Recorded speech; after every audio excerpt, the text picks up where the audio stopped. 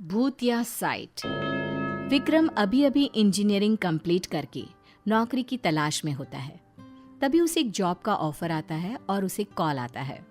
Hello, am I talking to Vikram? Yes sir, मैं एक construction company से बोल रहा हूँ। हमें आपकी प्रोफाइल बहुत पसंद आई है। क्या आप हमारे साथ काम करना पसंद करेंगे? व्हाई नॉट सर, अब मैं तो इंतजार ही कर रहा था। Sure sir. विक्रम तुरंत नौकरी के लिए हाँ कर देता है और अगले दिन ही केरल के लिए निकल जाता है। केरल पहुंचकर विक्रम जब कंपनी में जाता है। Excuse me sir, may I come in? Oh yes yes, please have a seat. Vikram बैठ जाता है। फिर मैनेजर विक्रम को बताता है। देखिए, बात ऐसी है कि पुराने शमशान को हमारी कंपनी ने खरीद लिया है और वहां एक फैक्ट्री सेटअप करनी है। ये काम बहुत चैलेंजिंग है और आपके प्रोफाइल को पढ़कर पता चला कि आपको चैलेंजेस बहुत पसंद है, इसलिए आपको सिलेक्ट किया गया है। You are right sir, I want challenges. Vikram site देखने निकल जाता है। वहां उसे पता चलता है कि उसे रात में भी वहीं रहना होगा। ओह, मेरे रहने का इंतजाम भी यहीं पर किया गया है। अच्छा है, कोई बात नहीं, मैं तो अकेला हूँ, कहीं भी रह सकता हूँ। विक्रम खा पी कर वहीं पूरे कब्रिस्तान में घूमता है। शाम होते ही उसे कुछ अजीब अजीब सा महसूस होने लगता है। वहां उसके साथ प्रमोद और कुछ लेबर भी रहते हैं। वो उनसे कहता है, यहाँ बहुत नेगेटिविटी लग रही है मुझे। अरे ओ भाई, ये कोई मामूली जगह थोड़ी है, शमशान घाट है भाई, शमशान घाट। पता नहीं ये कंपनी वालों को ऐसा क्या सूझा जो ऐसी जगह पसंद कर ली। अरे भाई, डरने का क्या इसमें है? इसमें डरने जैसी कोई बात नहीं है। जिस पे ऊपर वाले का हाथ हो उसके साथ कुछ नहीं हो सकता है। अरे मालूम होता है कि मजबूत दिल वाले हो तुम, हैं भाई? मुझे तो इस जगह से ही डर लगता है। पापी पेट के लिए ये सब करना पड़ता है और कुछ नहीं। प्रमोद और विक्रम एक ही कमरे में सोते हैं और 4-5 लेबर उनके ठीक बगल के कमरे में सोते हैं। ये नींद तो मुझे आ नहीं रही है। चलो जरा जाकर देखता हूँ कि यहाँ पर लोग इतना डरते क्यों हैं। ऐसा क्या है इस जगह में? विक्रम उठकर कमरे से बाहर निकलता है तो उसे किसी के रोने की आवाज सुनाई देने लगती है।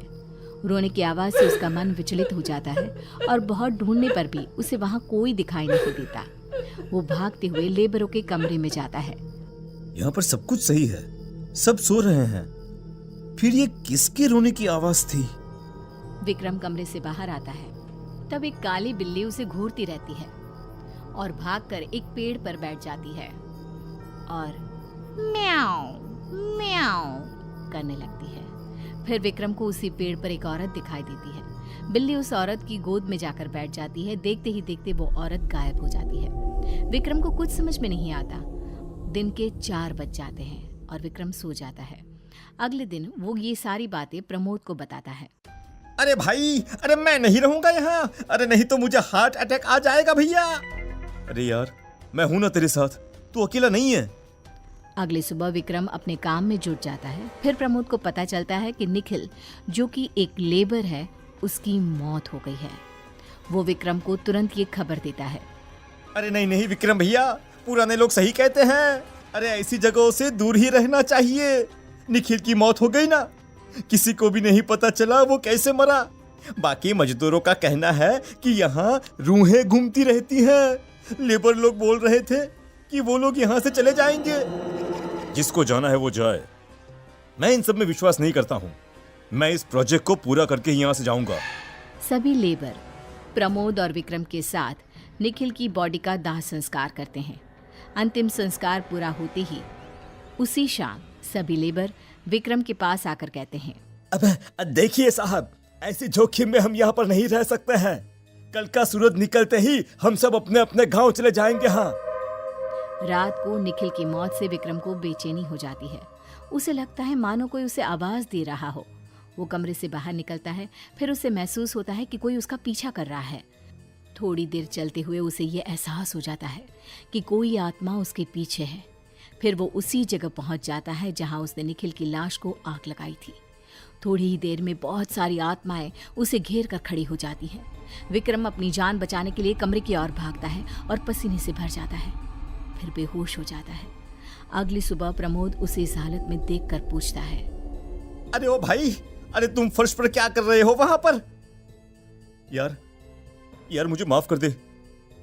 तुम लोग सच ही कह रहे हो, आत्माएं होती हैं, हमें कुछ करना होगा। किसी भी तरह हम दोनों को यहां से निकलना होगा, वरना सभी लेबर आज चले जाएंगे और हम दोनों यहां पर अकेले रह जाएंगे।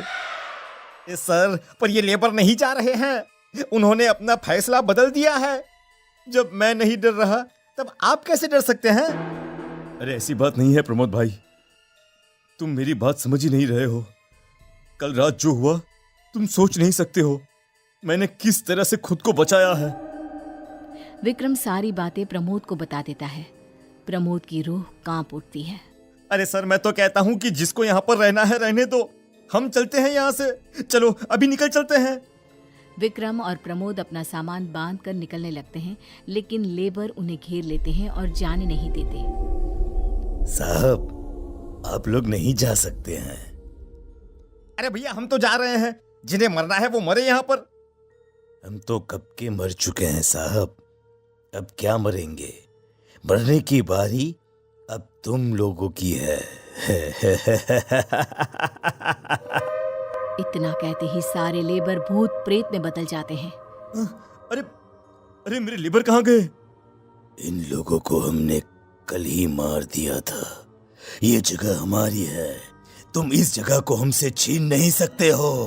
भूत प्रेत विक्रम और प्रमोद को घेर कुत्ते की तरह उनकी बोटियां नोचने के लिए उतावले रहते हैं। सब मिलकर प्रमोद के ऊपर चढ़ जाते हैं। प्रमोद चीखता चिल्लाता है, लेकिन विक्रम कुछ नहीं कर पाता। अरे मुझे छोड़ दो भाई, अरे मेरे छोटे छोटे बच्चे हैं, अरे उनका क्या होगा? अरे छोड़ दो भाई मुझे। भूत मिलकर उसे मार देते हैं और विक्रम ये देखकर मन में सोचता है, मरना तो है ही, क्यों न डरने की बजाय खुद को बचाने की कोशिश कर लूं। विक्रम एक सांस में भागता हुआ अपने कमरे में जाता है और शिवलिंग को अपने हाथ में लेकर बाहर आता है। शिवलिंग को देखकर पीछे हट जाते हैं। जय महाकाल, अब तुम लोग मेरा कुछ नहीं बिगाड़ सकते हो। भूत प्रेत के राजा मेरे साथ हैं।